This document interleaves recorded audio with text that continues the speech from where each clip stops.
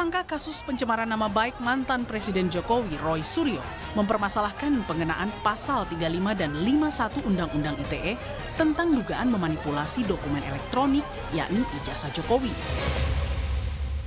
Menurut Roy, pihaknya hanya meneliti ijazah Jokowi yang diunggah kader PSI Dian Sandi di platform media sosial X.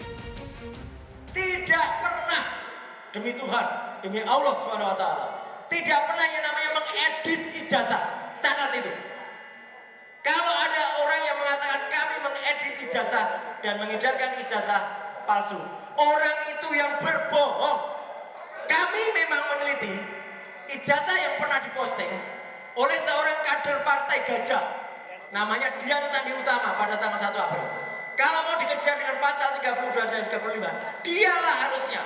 Kalau kami lakukan penelitian dengan Ella, dengan luminant gradients, yang nanti juga akan sampai oleh Dr. Rismond, itu adalah ilmiah, bukan kami mengedit. Kekhawatiran Roy, Rismond, dan Dr. Tifa yang masuk dalam klaster kedua sebagai tersangka disebabkan ancaman hukuman 12 tahun bila terbukti melanggar melakukan manipulasi ijazah. Di sisi lain, pakar hukum pidana menilai penerapan pasal 311 KUHP tentang fitnah soal kepalsuan ijazah Jokowi harus menjadi fokus pembuktian di pengadilan nanti. Yang agak menarik adalah yang 311. 311 ini adalah sebagai fitnah, tuduhan bahwa apa yang dilakukan itu adalah fitnah palsu.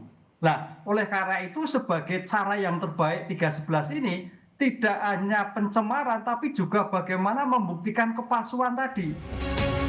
Terkait soal penahanan Roy Suryo CS, menurut Hipnu hal itu tidak wajib.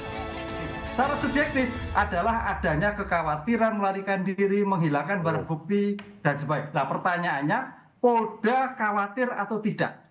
Polda sudah cukup atau tidak? Nah karena kekhawatiran melarikan diri, kekhawatiran menghilangkan barang bukti, dan dapat.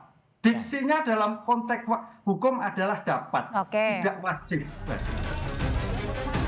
Polda Metro Jaya sudah menetapkan 8 orang sebagai tersangka pencemaran nama baik tudingan ijazah palsu Jokowi. Roy Suryo masuk dalam klaster kedua bersama Rismond dan Dr. Tifa. Mereka dijerat pasal berlapis yang salah satunya ancaman pidana penjara selama 12 tahun. Tim Liputan Kompas TV.